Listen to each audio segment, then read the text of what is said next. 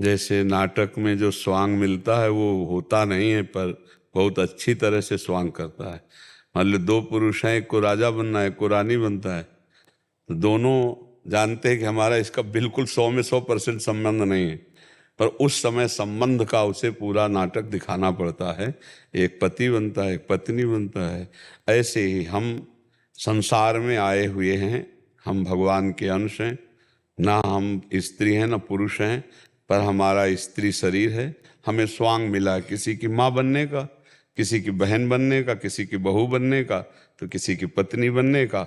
हम अपने स्वांग में बिल्कुल पक्के रहें तो उसे कर्तव्य कहते हैं। अपने कर्तव्य में पक्के रहेंगे तो इस नाटक मंच का रचने वाला जो जगन नाटक वैभवा स्वामी है, वो हमको इनाम देगा कि इस नाटक से हमें मुक्त कर देगा, इस संसार समुद्र से हमें मुक्त कर देगा।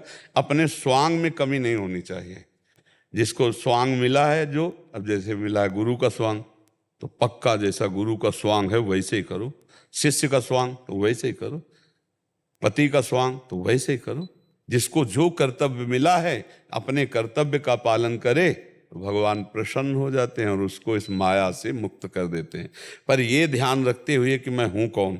जैसे उस नाटक करने वाले को हर समय लगता है मैं नाटक केवल कर रहा हूँ, मैं हूँ नहीं किसी का, ऐसे ही समझना चाहिए कि मैं भगवान का हूँ, मेरे तो गिरधर गोपाल, दूसरों न कोई। अब नाटक करने के लिए पति है, पुत्र है, परिवार है, तो ये किसी को बताए नहीं कि मैं नाटक कर रहा हूँ, वैसे ही व्यवहार करे। देखो रंगमंच पर जब वो ऐसा तन्मय होकर करता है रोल कि बिल्कुल सत्य सा प्रतीत होने लगता है, तभी वो अच्छा कलाकार माना जाता है। भला रहता है ना। हमको ऐसे ही रोल करना है कि एकदम, अगर हम पिता बने तो बिल्कुल पक्के पिता जैसा, भाई बने तो भाई जैसा रोल, पति बने तो पति जैसा रोल। पर अंदर से बात ये होनी चाहिए कि ये सब नाटक है माया का। न यहाँ कोई पति है, या कोई पुत्र है, या कोई मित्र है। आए अकेले और जाएंगे अकेले, मिले बीच में है, तो ये नाटक बीच का है, पक्का समझो। आए अकेले है और जाएंगे अकेले।